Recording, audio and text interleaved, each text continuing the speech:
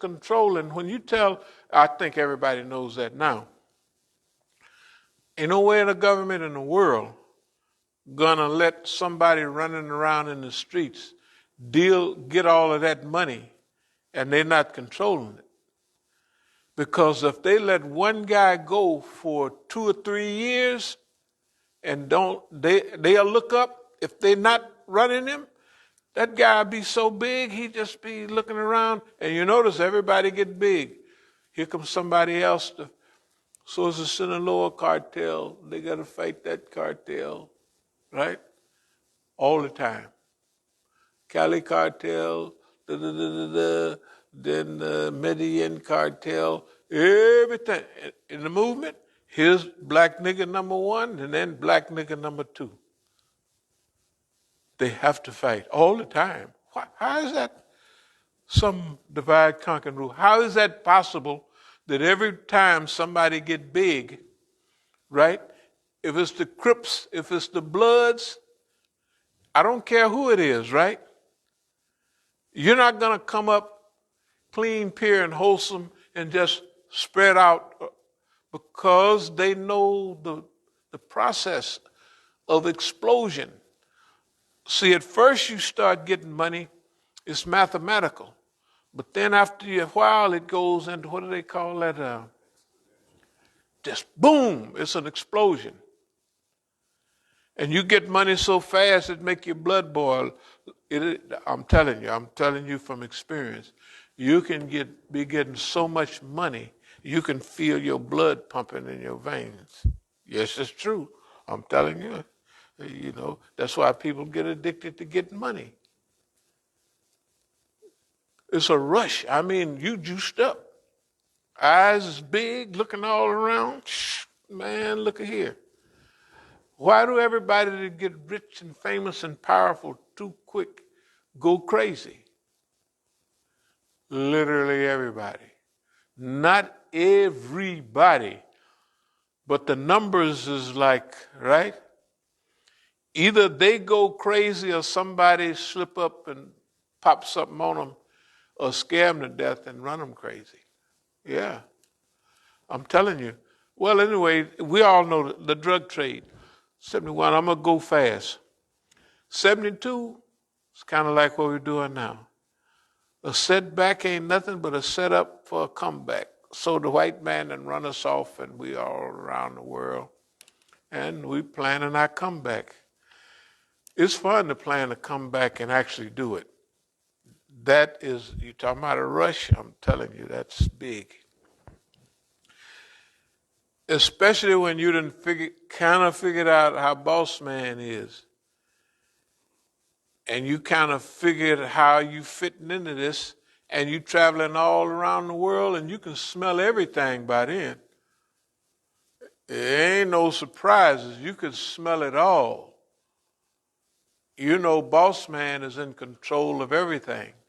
And you know all the people you're dealing with is with boss man. So what do you have to do? Fine. You just get in there, right? And you start pitching and playing, and then you start shifting and ducking and doing this. And I told my friend that was down in South America, I said, do you remember in 72 when we was in Mexico City, some kind of way something came from Colombia to Mexico City. I said, and we was walking different places in Mexico City. He said, yeah. I said, do you remember it was 2 women, a white one and a black one? No matter where we turned, they would turn, and we would turn.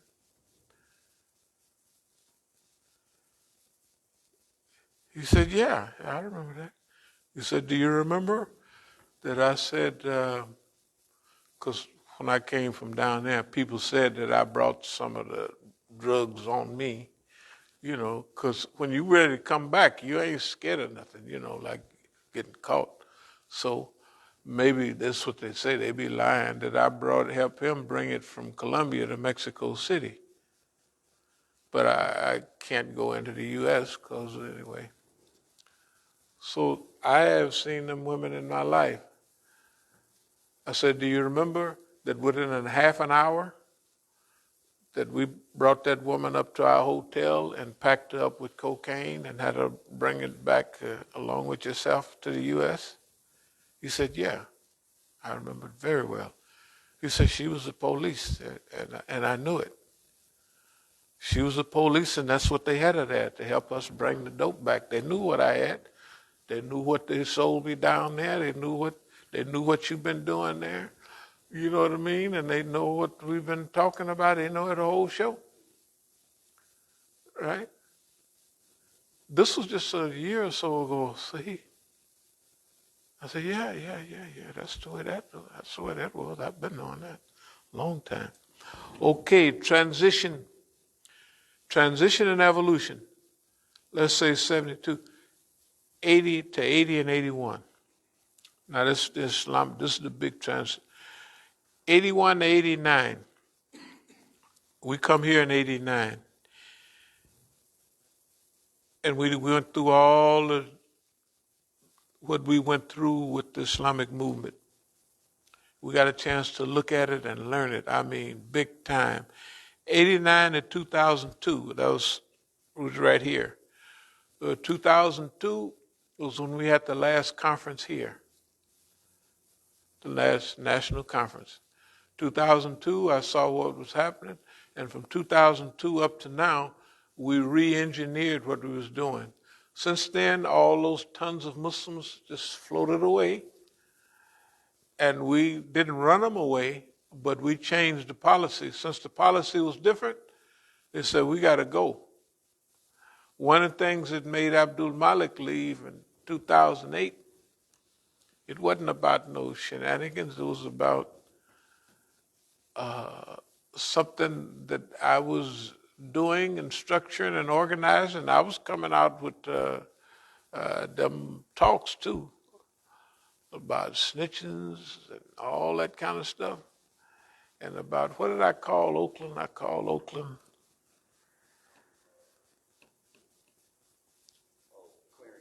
clearinghouse. I said Oakland is a clearinghouse. Everything is coming through there, which it was. So Abdul Malik popped up and quit. Now Abdul Malik had brought years ago Sister Bahia and that whole crew. The whole crew. Is not possible for all of those people in LA, in Northern California, down in Irvine, and all of that. You know, in 2001, the day 2 days before September the 9th, we raised $100,000 for Imam Jamil at UC Irvine. And everybody was there. Ahmed Sakr, a little pretty boy out there, Sheikh. That's him. Everybody was there. Everybody.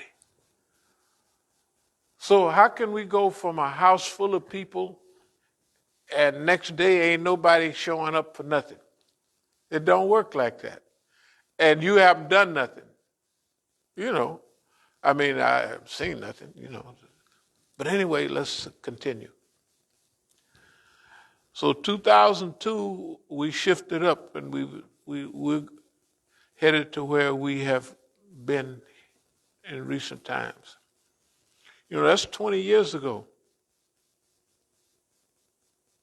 That's why we use the term longevity and all of that. Because that's the secret. That's one of the secrets of this movement stuff. It's a big deal. King didn't have it, Malcolm didn't have it, and the other people that had it was moving so slow, like way back in the day. Booker T. Washington and them and all of them. And anybody came along with some rapidness but hitting the spot, pop, they had to go. So they tried to make Marcus Garvey look like a clown, but he rolled through and organized black people in such a hurry. This nigga got to go. And who helped him go? The Negroes. The Negroes pointed out, boss man, oh no, that nigga, you gotta, maybe you can get him on bunco, maybe you can get him on this. They was in that office all the time. They was in there. Them nice people, they was in there. You got to get rid of that nigga. He making everybody look stupid. And then what's our homeboy that we have, the black guy that died in 27, 28? Hubert Harrison. What is everybody just up and dying, and they probably in their 20s, right? And what did people say? Wait a minute, he's too black. He's too black. Now, let me mention this. There's something going on. Personally, I don't do nothing to stay here a long time because of, like King said it, longevity, but I know the importance of longevity and I know the importance of protracted struggle. That's a gift from Allah, that Allah have you doing certain things that puts a protection. That's because the Quran says Allah help you from avenues you never even considered. So how could I talk this trash? And now we really fixed it. You think the past, the hitting it, designing. See, boss man has wrapped it up. He's already through.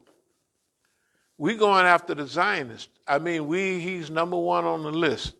Boy, we going to make fun of him. We going to talk trash out of the side of our mouth. And we're going to raise funds all around. We're going to do that with Allah's help. And ain't nothing they can do about it. Right? That's the plan. That's the way we're going to operate. Just to be brief. So, doing this right now, we'll just go out, maybe next week it'll just be a couple of teams. But we're going to have a program on the 30th, one of those numbers, in January. So we're going to repeat what we did now, except it'll be better. The second flyer was better than the first flyer that we just did. When we went over there and we started talking, the first part is just a warm-up. The second part, Arabs and everybody else is going, putting money. The guy on the gate is putting money in the thing. Why? Let me see. How can, like a lot of people just talking, but I'm looking at everybody. So I'm thinking, just like when the people come in and act a fool or sit down and look like stupid, I start throwing at them. So I was throwing in. You notice I switched to more Arabic. Yeah, I noticed. Yeah, because he's probably Arabic or he appreciates it. So when I switched to Arabic, and he can see that I remember things, especially I think I might have said 3 times about Palestine, about Masjid al-Aqsa, you know. I went over and over again. That's to see where he's from. Wherever he's from, it got him. It got him to the point that he went and looked around and dropped some money in the box. Okay, that's on the job right there on the spot, picking up what to do. You know, it's just throwing out, hey, how y'all doing, then you sitting in on. So what we're doing now is we're just playing around, getting the feeling. The next program for January will be a little more specific. The flyers will be more specific. They'll be more aimed. You know what I mean? Why we're here will be clear, right? We're here to rescue you. We're here to rescue the movement. We're here to change the process, and we're here to knock this Zionist over. And we ain't not going to say a whole lot about the USA. Let them be comfortable. But the Zionists, we're gonna drag them through the mud. We're gonna whip them with a switch. We're gonna make fun of them. Okay? Probably it'll make them mad because the Zionists are still arrogant, but they're not bad no more. You got to look at the Zionists. The Zionists talking out of the side of their mouth, we're going to do this to Iran. The Zionists ain't going to do nothing to Iran. The Zionists are scared as they can be. They over there paranoid right now, and they're trying to get the U.S., as usual, to fight their battles. And the U.S. is saying, man, we'd already been whooped 5 times in a row. What do you want, you know? Even, what's the name, with his old dumb self, he ain't going to do it. The Zionists are stuck. The Zionists are stuck. Now, when did we know this? We've been knowing it. Why is it time to strike? It's time to strike right now.